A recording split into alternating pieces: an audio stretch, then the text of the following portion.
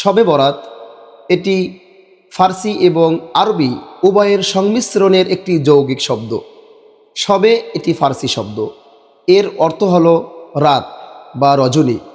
বারাত এটি আরবি শব্দ, এর অর্থ হলো মুক্তি বা কল্যাণ। উভয় শব্দকে একত্রিত করলে যে অর্থ দাঁড়ায় সেটি হলো মুক্তির রজনী অথবা কল্যাণের রজনী বা কল্যাণের রাত। হাদিসে পাকে এই রাতকে বলা হয়েছে লাইলাতুন নিসফি মিন শাবান। কুরআনুল কারীমের মধ্যে সূরাতুদ দুখানে এই রাতকে বলা হয়েছে লাইলাতুল মুবারাকাহ তথা বরকতের রাত।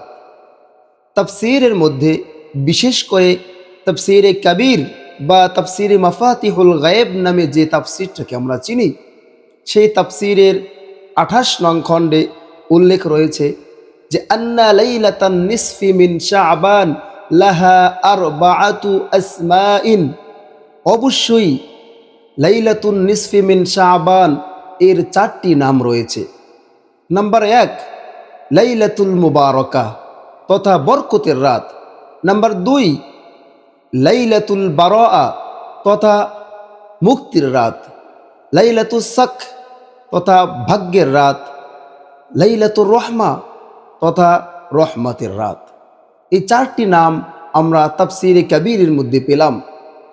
এখন প্রশ্ন হলো, এই রাতটি কবে পালিত হবে বা কবে আমরা এই রাতকে পালন করব, এই রাতে আমরা আমল করব?